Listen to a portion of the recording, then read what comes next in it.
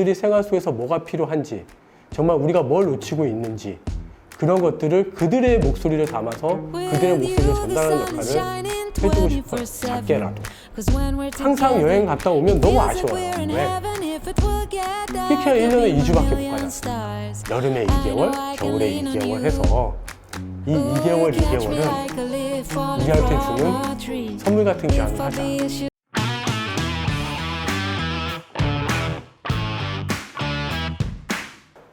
첫 번째, 저는 개인 택시를 몰 겁니다. 돈 목적은 아니에요. 두 번째, 개인 택시를 몰면서 제 주위에 외국인 근로자와 다문화 가정을 돕는 생활 도우미 역할을 할 겁니다. 처음에 삶의 버킷리스트라는 걸 들었을 때 사실은 제가 살아가면서 그런 걸 생각해 본 적은 없습니다. 왜냐하면 제 삶의 모토가 오늘을 잘 살자거든요. 그래서 항상 오늘 하루하루 충실히 지나가고, 그다음에 오늘 하루 행복한 것들 많이 만드는 게 목표이기 때문에 그다지 먼 미래를 생각한 적은 없습니다. 그러다가 이제 나이가 점점 이렇게 먹기 시작하면서 최근에는 이제 와이프하고 노년에는 우리는 어떻게 살까? 지금까지 정신없이 달려왔는데 우리 노년에는 어떻게 하지? 라는 이야기를 많이 하게 됐습니다. 그때 이제 와이프가 저한테 했던 얘기는 50이 되면 일단 좋은 차를 몰아야 되지 않을까? 일단 우리 외제차로 바꾸자. 그리고 최근에 또 딴 사람들은 뭐 좋은 경치 좋은 곳에 작은 오피스텔 같은 거 하나 사서 여행을 많이 간다고 하는데 우리도 그런 거 해야 되지 않을까? 오피스텔 알아볼까?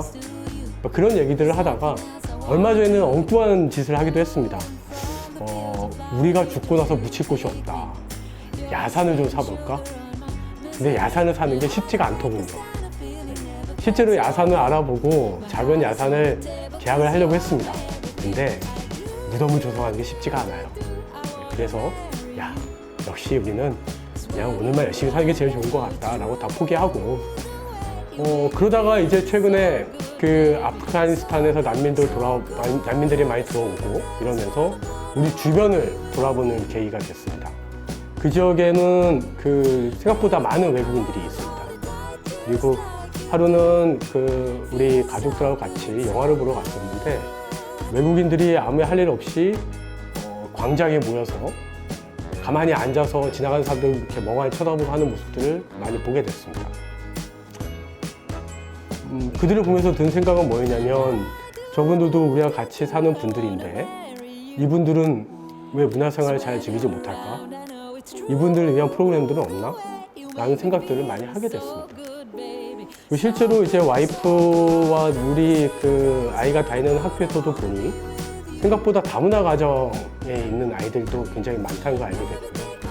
근데 그 아이들이 우리 사회의 여러 가지 복지 문화 혜택이라든지 아니면 방과 후의 여러 가지 활동들이라든지 이런 것들을 잘 몰라서 잘 이용하지 못하고 약간 겉도는 그런 모습들도 많이 보게 됐습니다.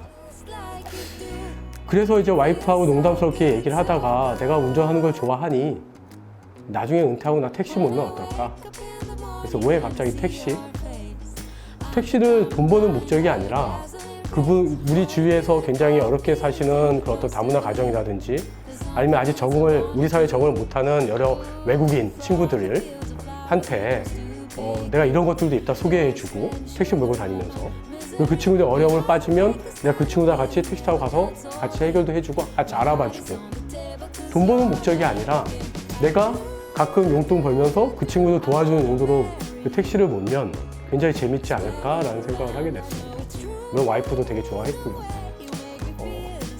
그러면서 제가 또 하나 든 생각이 택시를 몰면서 몰다 보면 그 택시라고 하는 것이 그 지역 안에서만 돌기 때문에 지역의 곳곳을 돌아다니게 되고 지역의 곳곳의 모습들을 보게 되기 때문에 그럼 그 지역사회에 도움이 되는 특히 우리 이 다문화 가정이라든지 이 외국인 친구들한테 도움이 될 수 있는 어떤 뭔가 사회적 제도라든지 아니면 생활시설이라든지 아니면 복지라든지 아니면 문화라든지 어떤 이런 장소나 어떤 그런 이벤트나 행사나 아니면 그들을 묶을 수 어떤 커뮤니티나 이런 것들에 대한 여러 가지 좋은 아이디어라든지 그런 어떤 제안이라든지 이런 것들을 한번 만들어 보면 어떨까? 마침 또 제가 하는 일이 회사로 홍보하고 알리고 어떤 좋은 것들이 있으면 그걸 잘 포장해서 어떻게 만들어가고 하는 일이다 보니 뭐 그런 것들을 같이 접목시키면 좋지 않을까라는 생각을 하게 됐습니다. 뭐 그러면서 이 버킷리스트 제안을 듣고 한번 우리 사회에서 제가 있는 그 지역 내에서 일단 외국인들을 돕는 그런 단체들은 없나 하고 찾아봤는데 몇 군데 있긴 했지만 그렇게 많지는 않더라고요. 그래서 저는 그런 어떤 하나의 단체인데 소속되기보다는 그들과 함께 섞이면서 같이 차 몰고 다니면서 그들의 아픔을 듣고 하면서 그런 내용들을 정리를 해서 그런 것들을 뭐 구청이나 이런 데 제안을 하고 뭐 필요한 프로그램이 있으면 같이 만든 데 동참도 하고 그러면서 대노년을 만들면 어떨까라는 생각을 했습니다. 자, 그렇다고 이 노년을 이렇게 뭔가 지금과 같이 바쁘게 일하면서 지낼 수는 없죠. 그래서 와이프하고 저는 그런 얘기를 좀 했습니다. 세 번째, 1년에 2번 여름과 겨울 각 2개월씩은 안식월로 두고 해외 곳곳을 돌아다니면서 해외 문화를 체험하는 그런 기회를 갖겠습니다. 여름하고 겨울을 둬서 안식월을 주자. 그래서 여름에 2개월, 겨울에 2개월. 그래서 그 2개월은 국내도 좋고 해외도 좋고 저는 캠핑카를 타고 여행을 가는 걸 생각을 하게 됐습니다. 근데 이거는 저희가 그 와이프하고 결혼하면서 꾸준히 해온 저희 여행의 방식하고도 좀 관련이 있는데요. 저희는 여행을 보통 1년 전에 계획을 합니다. 그래서 8월 달에 저희가 어디 뭐 영국을 가겠다. 그러면 그 전 9월 달부터 영국에 관한 모든 걸 훑습니다. 그리고 우리가 가는 루트를 정하고 우리가 꼭 봐야 될 것과 보지 않아도 될 것들을 정합니다. 근데 물론 여행 티켓이라든지 호텔도 저희는 5, 6개월에 다 예약을 하죠. 실제 도착을 하면 물론 그 계획들이 다 어긋납니다. 도착을 해서 가령 파리에 갔을 때는 원래는 베르사유 궁전도 다 가고 싶었지만 에펠탑이 너무 좋아서 그 앞에서 그 에펠탑 앞에 있는 그 잔디밭에서 3일 동안 있은 적도 있었습니다.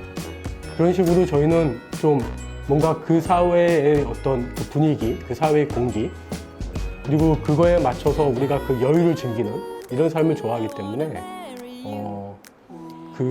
항상 여행을 갈 때 회사 다니면서 느꼈던 거는 그 여행이 너무 짧다는 생각도 많이 했고요. 그래서 이 2개월은 그동안 우리가 갔던 지역 혹은 우리가 시간이 없어서 못 갔던 지역을 선정을 해서 2개월 동안 거기서 살자. 그래서 거기서 편안하게 즐기고 그 지역의 사람들하고 마음껏 어울려보고 그 사람들의 문화도 익히고 그러면서 좀 거기서 또 충전을 얻어서 다시 또 한국에 가서 또 열심히 살고 또 겨울이 되면 또 이렇게 또 2달 동안 가서 이렇게 즐기고 오고 그래서 그런 식으로 저는 노년을 굉장히 좀 알차고 재미있게 이렇게 꾸며 살고 싶어요. 그게 저한테는 버킷리스트입니다.